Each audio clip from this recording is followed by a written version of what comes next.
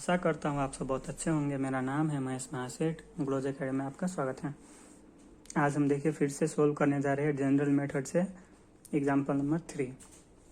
तो आपको पता है कि हमें फाइंड आउट क्या करना है, जनरल सॉल्यूशन फाइंड आउट करना है। उसके लिए हमें क्या चाहिए, CF प्लस PI। CF का मतलब क्या होता है, देखें जनरल सॉल्यूशन को हम GS से अगर लिखते हैं तो यहाँ पे क्या होता है CF प्लस PI, जो कि CF क्या होता है कॉम्प्लीमेंट्री फंक्शन होता है और PI क्या होता है पार्टिकुलर इंटीग्रल होता है। तो देखें CF के लिए हमें किसके थ्रू जाना होगा, एक्सिलरी इक्वेशन को सोल्व करके हम लिखेंगे। ठीक है, देखिए हम पहले अपना एक्सिलरी इक्वेशन यहाँ पे लिख लेते हैं।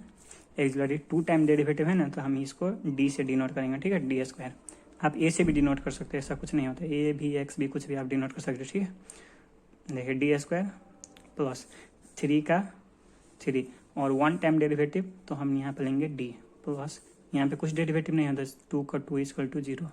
ठीक है, अब देखें हमें इसको अब सोल्व करना है, इस इक्वेशन को हमको सोल्व करना है। तो देखिए इक्वेशन को सोल्व कैसे करेंगे, देखिए इसको और इसको, ये लास्ट को और इसको हम क्या करेंगे, मल्टीप्लाई करेंगे। यहाँ पे कोई नंबर होगा, सपोज मान लीजिए यहाँ पर 1 है तो 1 × 2 2 हो गया। देखिए अब इसको 2 को हम क्या करेंगे, फैक्टर करेंगे। ठीक है, 2 को हम LCM फैक्टर करेंगे, कैसे भी करके हमें क्या करना है, दोनों को मल्टीप्लाई करेंगे तो हमको 2 आना चाहिए। जितना हम बीच में लिखेंगे दोनों को प्लस माइनस करके हमें क्या आना चाहिए, बीच में 3D आना चाहिए। तो देखिए D² को D² प्लस, देखिए अब हम क्या कर सकते हैं, 2 × 1 करेंगे तो क्या आ जाएगा, 2 × 1 = 2 आ जाएगा और 2 + 1 करेंगे तो 3 आ जाएगा। इसीलिए हम क्या करेंगे 2D + D। अब देखें 2D + D = 3 आ जाएगा। अब यहाँ पे कुछ नहीं है तो मान लीजिए यहाँ D के बदले पे 1 है तो 2 × 1 ये 2 आ गया। ठीक, प्लस 2 = 0। देखें इसमें हम क्या लेंगे, अब कॉमन लेंगे, तो दोनों में D कॉमन तो हम ले ही सकते हैं, तो D बचेगा कितना, D + 2। यहाँ पे कुछ भी नहीं है, हमको अब ये इसको और यहाँ पे जो आएगा उसको सेम रखना है, तो इसीलिए हम क्या करेंगे +1 कॉमन ले लेंगे ताकि D + 2 = 0 हो जाए। देखें अब ये और ये वाला और ये क्या है हमारा कॉमन है। देखें तो हम क्या करेंगे D + 2 ले लेंगे और इसमें क्या करेंगे, हम बचेगा हमारा कितना, ये D + 1, तो हमारे का D + 1 = 0। देखें अब यहाँ से D + 2 = सपोज हमारा 0 हो गया, यहाँ से हम D + 2 = 0 हो जाएगा ना। हाँ, तो यहाँ D = हम इसको इस साइड ले जाएंगे तो कितना जाएगा -2। ठीक, और सेम यहाँ से अब D + 1 = हमारा 0 होगा, तो D = क्या हो जाएगा -1। देखें हमारा D का वैल्यू कितना आ जाएगा, -1 और क्या है ये -2 आ गया। अब देखें ये क्या है, हमारा रूट है ये। ठीक है, रूट हमारा हुआ है, इक्वेशन का रूट हुआ है। ठीक है, अब देखें नेचर ऑफ द रूट क्या है, नेचर ऑफ द रूट क्या है, -1 और -2 क्या है, रियल नंबर है, तो रियल। और क्या है, देखिए -1 है और -2 है, रिपीटेड है या नहीं है, इसका मतलब क्या है, -1 फर्क है और -2 फर्क है, इसीलिए क्या है हम एंड के फॉर्म में लिखेंगे डिस्टिंक्ट। फर्क है ना, तो डिस्टिंक्ट, देखें डिस्टिंक्ट है। अब देखें अगर नेचर ऑफ द रूट अगर हमारा रियल हो और डिस्टिंक्ट हो, उस कंडीशन में हमारा CF क्या होता है, कॉम्प्लीमेंट्री फंक्शन वो होता है C1 e⁻। देखें अब इसको हम मान लेते हैं M1। ठीक है, और इसको मान लेते हैं हम M2। ठीक, देखिए C1 इस कंडीशन में होता है C1 e⁻ M1x होता है। ठीक है, प्लस C2 e⁻ होता है M2x होता है। ठीक, देखिए इस कंडीशन में क्या है, C1 का C1 हो गया और e⁻ M1 के जगह पे क्या है -1, और -1 × x करेंगे तो क्या हो जाएगा, -x हो जाएगा, प्लस देखें C2 और e⁻ M2 क्या है, -2 है, -2 × x करेंगे तो क्या हो जाएगा, -2x हो जाएगा। ठीक, अब हमको क्या निकालना है, कॉम्प्लीमेंट्री फंक्शन तो हमने निकाल लिया। अब हम क्या चाहिए, पार्टिकुलर इंटीग्रल चाहिए, PI = देखें ये जो है ना, ये हमारा ये इसको हम मानते हैं x। ठीक है, तो कॉम्प्लीमेंट्री फंक्शन में क्या होता है, x/f(d) होता है। देखें f(d) क्या है, इस इक्वेशन को f(d) है। ठीक है, तो इसको इस इक्वेशन को हमने सॉल्व इसके फॉर्म में लाया है, D के फॉर्म में। तो पहले तो हम इसके जगह पे क्या लिखेंगे, ये लिखेंगे जो कि हमारा ई का पावर x, ठीक है, बाय ये कितना है नीचे हमारा एफ ऑफ डी कितना है d+2 और देखिए d प्लस हमारा 1 है, ठीक। अब देखें हमें क्या करना है, देखें जनरल सॉल्यूशन का फॉर्मूला होता है, एक ही फॉर्मूला है जनरल सॉल्यूशन में। देखें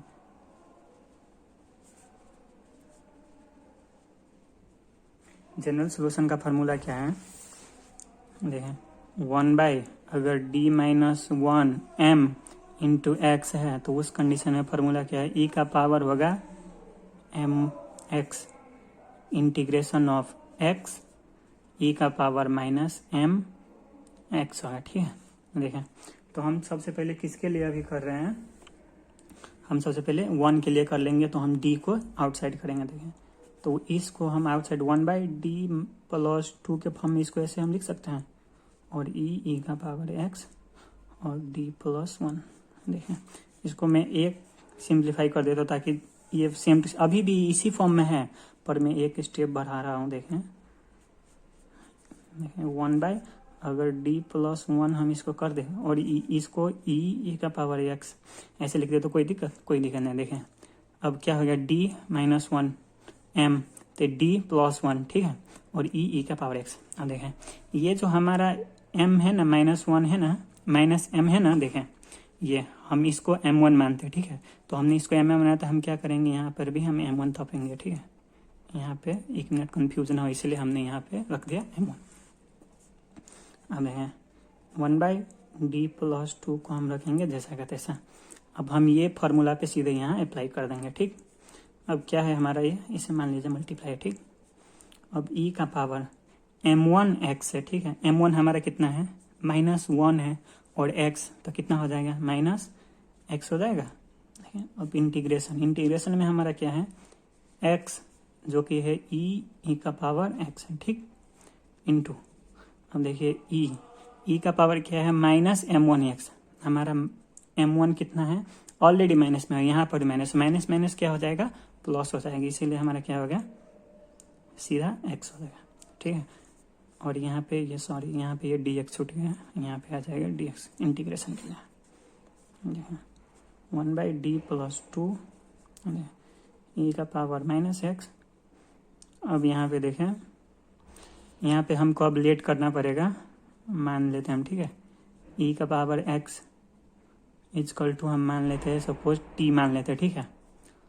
और देखिए ई का power x into d x भी है हमारे पास यहाँ तो इसी में हम देखें ई का पावर x इंटू देखें ई का power x into d x equal to हम इसको dt करते तो कोई प्रॉब्लम नहीं। तब यहाँ पे देखें इंटीग्रेशन ऑफ, हमने ऐसा क्यों किया ताकि हमको यहाँ पे डेरिवेटिव इंटीग्रेशन करने में हमको प्रॉब्लम ना हो, इसीलिए हमने इसको ऐसा किया है। देखें ई का पावर x इजकल टू क्या है t, तो ई का पावर x है, ठीक है, तो ई और ई का पावर x इजकल टू हम यहाँ पे t लिख सकते हैं, देखिए t, और यहाँ पे देखें ई का power x into d x equal to हमने क्या किया है dt किया है ताकि हमको यहाँ पे इंटीग्रेशन करने में ईजी हो। ई का power x into d x, e का power x into d x equal to हमने क्या माना है dt माना है, ठीक। देखें अब हम इसको इंटीग्रेशन नहीं कर सकते हैं 1/d+2, देखें ई का पावर -x, और हमें पता होगा कि ई का पावर t का अगर इंटीग्रेशन करना हो तो कुछ नहीं होगा, ई का पावर t ही होगा, ठीक। इसका इंटीग्रेशन करके क्या होगा ई का पावर t ही होगा, हो गया। अब फिर से हम इसको ये जो वाला फार्मूला है ना, ये फार्मूला है फिर से हमें लगाना पड़ेगा, क्योंकि देखिए ये भी हमारे डी के फॉर्म में है, ताकि हमको इसको डी के फॉर्म में नहीं रखना है, ठीक है। हमको क्या करना है इसमें डी को इससे हटा देना है, बाहर करना है, कुछ भी करो इसको डी से डी के फॉर्म में नहीं रखना है। देखें मैं इसको एक बार फिर से यहाँ पे लिख लेता हूँ, देखें इसको मैं लिख रहा हूँ, ठीक है। हमारा क्या है 1/d+2 है और ई का पावर -x और ई का पावर t है। अब देखिए फिर से ई का पावर t को तो हम क्या लिख सकते हैं 1/d नहीं लिखेंगे फिर भी चलेगा, ठीक है, देखिए इसको हम ऐसे भी सोल्व करते हैं, वरना हम इसके बराबर इसके देखिए ई का पावर टी है, तो टी इजकल टू हमने यहाँ पर देखें, हमने टी इजकल टू क्या लिखा है, ई का पावर एक्स, तो हम यहाँ पे ऐसे भी लिख सकते हैं ई का पावर माइनस एक्स और ई का पावर एक्स लिख सकते हैं, पर कोई फर्क नहीं पड़ेगा। ठीक, ई का पावर माइनस एक्स लिख लेते हैं, और ये क्या हो गया हमारा ई का पावर हो गया एक्स इंटू हमारा देखें हम इतना हम पहले लिख लिया। अब अगर हम फार्मूला अप्लाई करेंगे, ठीक है, यहाँ पे फार्मूला तो अप्लाई करना पड़ेगा। यहाँ पे फिर से मैं जनरल मेथड का फार्मूला लिख लेता हूँ, वो है ई का power m2x integration of x ई का पावर माइनस m2x है। ठीक है, यही फार्मूला है ना। देखिए हमारा जो कि m2 हमारा देख लीजिए यहाँ से, m2 हमारा क्या है, -2 है, -2 है ना हमारा m2। देखिए ई का पावर m2 के जगह पे हम क्या लेंगे, -2 और x का हमारा रह गया x। ठीक, और फिर से देखें अब हमारा जो x है ना, ये हमारा x हो गया। ठीक, अभी हमारा क्या है, ये भी तो हमारा ये भी हमारा x हो गया ना, तो हम इसको जैसे कहते हैं ई का पावर माइनस एक्स और ई का पावर ई एक्स हो गया। ठीक, अब देखें अब क्या है, ई का पावर माइनस m2x है, m2 माइनस ऑलरेडी यहाँ पे माइनस है। देखें ये ऑलरेडी माइनस के फॉर्म में है, तो माइनस माइनस क्या हो जाएगा, प्लस, और ये 2 और ये क्या हो जाएगा, x। ठीक, और ये हमारा हो गया dx हो जाएगा। ठीक है, अब देखें ई का पावर x, ये मल्टीप्लीकेशन में ई का पावर x, अगर दोनों का बेस सेम है तो हम इस दोनों का क्या करेंगे, जो दोनों का पावर होगा या क्या होगा, एड होगा। हम कर लेते हैं ई का पावर 2x इंटीग्रेशन के साइन, नहीं इसको हम पहले बाहर रखते हैं, ई का पावर x, और हमारे पास है दूसरा क्या, ई का power minus x plus 2x, और ये आ गया हमारा dx। देखिए ई का पावर -2x इंटीग्रेशन ई का पावर x इंटू ई का पावर क्या है, अब यहाँ पे ये -1 प्लस 2 कितना हो गया, ये 1 हो जाएगा, प्लस इंटू क्या हो गया, ये dx हो गया। देखिए फिर से हमने देखे यहाँ पे मैं आपको दिखा रहा हूँ, देखें हमने जो यहाँ पे ये फॉर्म किया था, देखें ये अंदर का देखे। ठीक है, ये देखे ई का power x into dx same आ गया हमारा, सेम आ गया। देखें ई का पावर -2x, अब देखें हमने ऑलरेडी यहाँ पे कर लिया है। देखिए हमने क्या किया है, ई का power x equal to t किया है। ठीक है, तो ई का पावर x इक्वल टू हम क्या कर देंगे, यहाँ पे t कर देंगे, और देखें ई का power x into d x, e का power x into d x हमने क्या माना था पहले, ये हमारा हो गया dt हो गया। देखें ई का पावर -2x, अब देखें ई का पावर t का इंटीग्रेशन क्या होता है, ई का पावर t का अगर इंटीग्रेशन करना तो क्या होता है, वो ई का पावर t ही रह जाता है, तो हमारा क्या ई का पावर t हो गया।